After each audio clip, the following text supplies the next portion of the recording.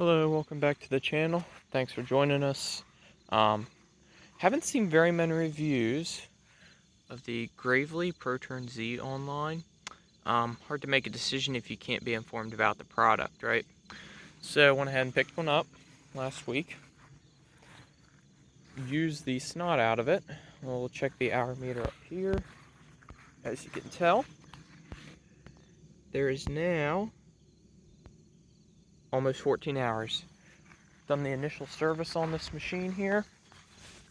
They recommend 10 hours for the oil change and filter. Went ahead at 11, not a big deal. So this is the 2022 model. Has a couple upgrades. We'll go over those real quick. As you can see, the quick shoot system, very easily back towards the operator to close it. And it is the quick shoot brand. This came directly from the dealer. Talked to them about possibly doing the actual Gravely specific shoot system, but they recommended this. Ease of use, and the flap on the Gravely one, they say inhibited shooting out the grass a little bit, so this would have been a better option for the wide open spaces. And to open it, you just push the bar forward, flops open, has a slight opening, you can hit it where it will shoot out down low around cars and such. Next, we went with the suspension seat. Good decision, $500. You can see turn knob here, weight adjustable very easily, back and forth. $500 option, as I said. Traded in the old seat and got a $100 credit, so really $600 seat. Not sure what your dealer could work for you.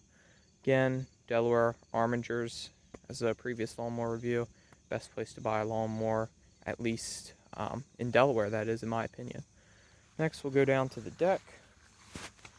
It is the newer X Factor 3. I've had experience with the X Factor 2 deck and not impressed. The X Factor 3 is a lot different. In my opinion, I feel like they've removed some of the baffling that would catch grass on the old one. It's a little bit more wide open underneath. We'll see if we can take a look around here.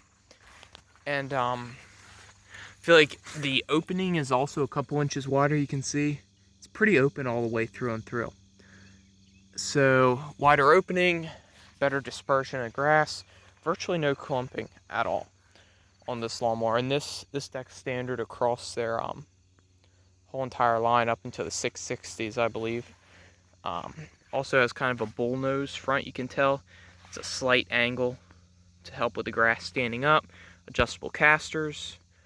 In the front, they have no grease fittings.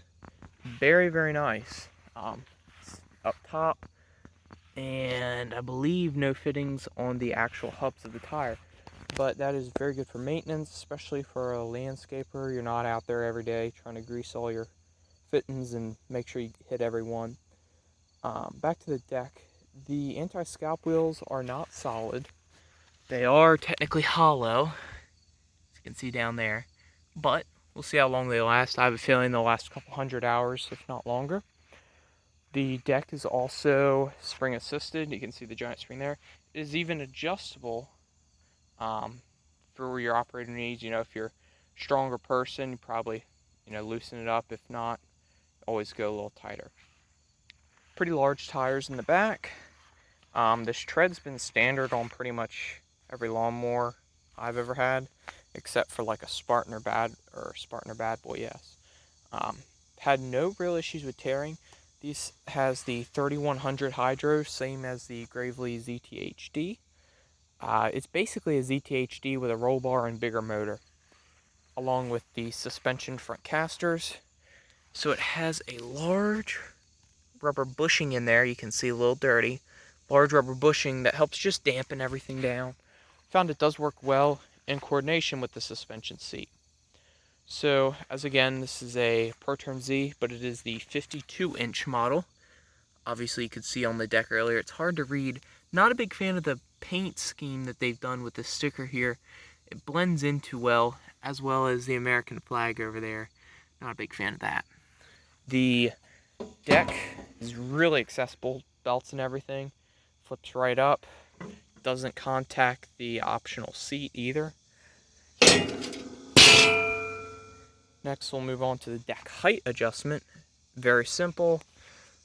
1.5 to 5.5 inches. From what I found, this is virtually the only lawnmower that'll still go up to 5.5 or 5 inches, and in this category at least, your $7,000 category. And that's what I ran into. A lot of manufacturers, this was a weird price point. This was kind of my budget, but there's a weird price point where you either go down to the 6,500 category or you go all the way up to the $8,500, $9,000 category. And I just couldn't spend that much money. I couldn't justify it. Has a underseat fuel tank, fill on your left side, left operator side, really accessible in relation to everything in the lawnmower. You can see the filler neck under there. We'll flip the seat up, latch down, and you push the seat up, flips up. Large underseat tank, smaller battery than what I was expecting. No troubles yet. We'll see. We'll get into the motor in a second, but very accessible in case you have to change it. Parking brake on the right side of the operator. Used to be on the left side for the larger Pro Turns. Not sure if that's still true or not. A little different getting used to. Also, in addition with the optional suspension seat, your adjustment lever is really close to your parking brake. Although it technically does not touch, definitely could catch your finger on there and don't want to be ripping stuff up on a newer lawnmower. We'll go back to the rear here.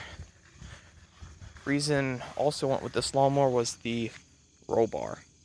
It's really hard to find mower in this category with that standard, just for safety's sake. This has the Gravely branded V2N 746 or 764cc. It's 26.5 horsepower. It looks almost identical to a Kawasaki in my opinion. Has the huge filtration system, dual stage. No issues with that yet. It's made by Lonkin Industries. I believe it's Chinese. They also make motors for Toro, Exmark, Skag. It's just kind of a lower entry-level commercial. So, gets the job done. Gobs of power. So, happy with it. As I said, first oil changed it ourselves. 2 turn knobs here, one on this side of this panel. Step over here, we have one more. This entire rear sheet pops off. Entire rear sheet, all the way, wraps around. Entire thing comes off. You have access down into the cooling fins, the oil reservoir, the exhaust, intake, everything. Very, very convenient, and obviously your fuel filter is really accessible. Compared to some other models like a Spartan, it is a little tighter, but I feel like with the removable panel, it makes it even more accessible than, say, another Lawnmower Bad Boy Spartan, anything like that. Next, we'll cover, it doesn't come standard with a tow hitch. Probably will do an upgrade with that soon. But other than that, the mower's been great. I went with the 52-inch model because the only motor option on the Pro Turn Z is that 26.5 horse. If you want to step up to the ZX series, which is about $1,000 more in that $8,200 category, you then get 3,200 hydros instead of the 31s. And you also get a Kawasaki FX series. The 691 is the standard one for the 52-inch deck. It's only about 23 horsepower though, and that's what we ran into with the last mowers we purchased, was the power was not there for the size of the deck. We didn't want to have to run into that issue again, and this motor has done phenomenal. Even tried X blades on it for a day. If you want to go that route, I wouldn't recommend a Gravely if you want to run X blades. High lift, I don't think you have an issue or mulching, but did run into problems with blowout out of the front, even using the recommended blades from Ballard Incorporated. So Gravely, this X Factor 3 deck, it's almost too good, I guess you could say, for them.